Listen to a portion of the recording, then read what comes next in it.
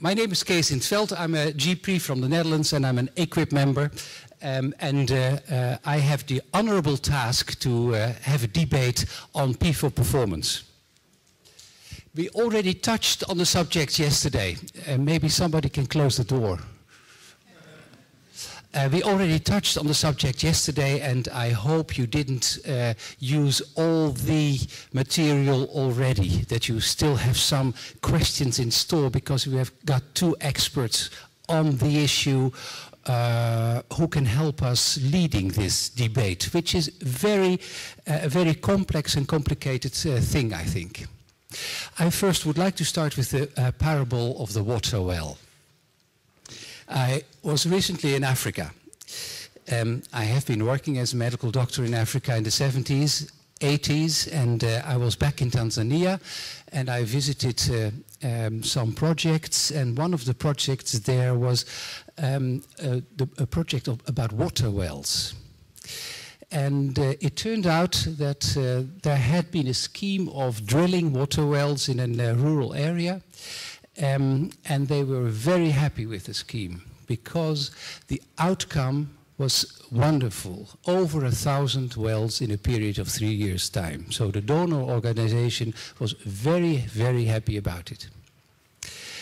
Now, 2 years after the ending of the project, we had an evaluation, and it turned out that only 60% of the wells was working. It even turned out that one water well was not functioning 1 hour after the drilling. So there hadn't been much attention turned towards the ownership, the maintenance, the whole organization around the water well. And that's what I observe in the medical business nowadays. Stakeholders around the medical doctors, they really want the outcomes, the number of water wells. And the doctors are on the defensive and they say, we do not want to look at the outcome, we are sure about the outcome, look only to the process. But it might be that in both of those extremist positions, there might be the truth. Today, I brought you Iona Heath. She's president of the Royal College of General Practitioners, and she's one of the most influential GPs in the UK, as I'm told. She's known primarily for the power of her writing, using her British Medical Journal column to rail against inequality, the deficiencies of the QOF, and the industrialization of general practice. She has been a GP for 34 years, and she retired in 2010. And she will give a statement on her opinion on pay for performance. And then I brought you Jozé Braspenning. She's a PhD and a senior researcher at the IQ Health University Institute in Nijmegen in the Netherlands. The institute of Richard Grol, the father of EQUIP. She's a social psychologist by background, and she's very interested in the role of the patient in healthcare. She started research in the field of quality of care more than 10 years ago within the center led by Richard Grol. First, I would like to invite Iona to come to the stand. I think Kees just introduced me as the first of two extremists. I suspect if the cat fits, wear it. And he also introduced us both as experts. My only claim to be an expert on paper for performance is that I lived the quality and outcomes framework for 6 years from 2004. So I think that does qualify me as an expert, but as a sort of experiential expert. But I definitely defer to José as the proper expert. I'm going to start with Albert Camus. He wrote this in 1946, just after the Second World War. It's a freak of the times. We make love by telephone. We work not on matter, but on machines. And we kill and are killed by proxy. We gain in cleanliness, but lose in understanding. Now, for me, payment for performance in general practice is also a freak of the times, and it's certainly one of the multiple contemporary processes whereby we gain in cleanliness but lose in understanding. Then I'm going to Elliot Friedson, the great defender of professionalism. Substituting bureaucratic arrangements for trust results actually in a Hobbesian situation in which any rational individual would be motivated to develop clever ways to evade them. A warning to anybody developing payment for performance systems. He goes on, an enormous variety of empirical studies carried out over the past half-century has shown that when they feel no loyalty to it, people do not passively obey, but instead actively seek ways of getting around the system wherever they can. Heavy-handed emphasis on individual material incentives or on conformity with bureaucratized standards can be expected to lead to manipulation of the system, to the detriment of policy intentions and the validity of the records themselves. I have no doubt that British GPs, if they're honest with themselves, would recognize that description. It's being played out within the National Health Service to an unprecedented extent. And in one of the first academic assessments of the quality and outcome framework in the UK, and I'm pleased to see that Stephen Campbell is here, this was written. Patients are being constructed as passive, disease-bearing objects who need to be prompted and reminded to attend for care or visited at home if they do not respond. Furthermore, groups of patients with similar conditions are assumed to require standardized patterns of appointments and follow-up with little place for personalization within an automated system. Payment for performance reduces patients to units of healthcare need and doctors to units of healthcare provision in an increasingly industrialized and commercialized system. And Barbara Starfield, who, as you all know, has been an immense defender of the role of primary care in improving health outcomes at lower cost, is extremely worried about how payment for performance once again puts the disease in front of the person. So now we're talking about the diabetic who hasn't had X, Y, or Z check. We're not talking about Mrs. Jones. It's an important thing of which lens is in front of which one.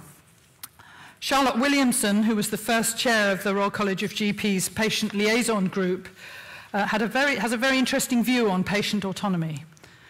Patient autonomy requires that the patient be free from coercion, whether overt or covert. The doctor, too, must be free from coercion, free to explore values, perspectives, anxieties, and clinical evidence, free to discuss all possible courses of action with the patient. And she goes on, the common assumption that clinical autonomy is the doctor's private power base, rather than a basis for collaboration with the patient, in which the patient's and the doctor's autonomy support each other. And she understands so clearly the essential problematic nature of medical care, the limitations of evidence, and the constant need for judgment in applying population-derived evidence to particular individuals. This is a patient writing, this is not a doctor. This is the great American ethicist. This culmination in a right and good healing action is what constitutes medicine qua medicine. Diagnosis and therapeutics singly and together serve this end. The physician acts as a physician only when he particularizes the conclusions about what is wrong and what can be done in a decision about what ought to be, must be, may be, or should not be done for this patient here and now. And payment for performance works against this essential particularization. It implies that there's a single right answer and that the doctor no longer needs to think and to judge. This is very dangerous, and we see it played out among young doctors today. They see the pay for performance prompt, they go for it. They don't pause to think. Huge areas and dimensions of the interaction between patient and doctor have no metric and no evidence base, and somehow this makes them more, not less important. These are just some of them. How do you measure compassion, forgiveness, loyalty, hope, love? The day we have any suggestion of evidence-based love is the day I kill myself. And how I wish I'd written this. I think this is superb. Contemporary health statistics use a 17th century reductionist biomedical and money-based model that reifies disease, has a mechanistic body shop view of the human condition, and frequently employs defensive and inordinately expensive belt and suspenders approaches to diagnosis and intervention. I think that's fabulous. I think it's all true, but it seems all but impossible for us to break out of this straitjacket of our own making. The prestige of theory can often make people feel that they are thinking well, even when they are thinking badly. Thus, bad theory is even more dangerous than bad ordinary thinking, which tends to make less grandiose claims for itself. My contention is that pay for performance is based on a bad theory, an intensely reductionistic and materialist theory. We are back, as always, to the difference between the mess and the difficulty. All the problems about assessment of the quality of primary healthcare come down to this difficulty. Or mess. A difficulty may be complicated, but it's capable of solution. Whereas a mess presents challenges which cannot even be clearly defined and on which there are many different perspectives offering a variety of competing approaches.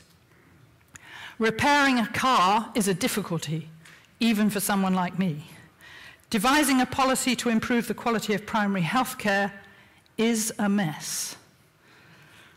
The problem of mess permeates healthcare, and it's often tackled by pretending that things are simpler and more straightforward than they are, and that situations will respond to a linear, rational model of decision and policy making. Complexity science tells us that the delivery of healthcare to a unique individual can never be simple, and it explains why the allocation of standardized diagnostic labels and the subsequent provision of recommended treatments will lead to very different outcomes for different individuals. We work in the swampy lowland, and of all the arenas of healthcare, the assessment of quality within the front line of primary healthcare is probably the most challenging. Primary medical care is the discipline least based on standardized procedures and techniques, necessarily so, because of the undifferentiated, unprocessed, and immensely diverse nature of the problems presented by successive individual patients.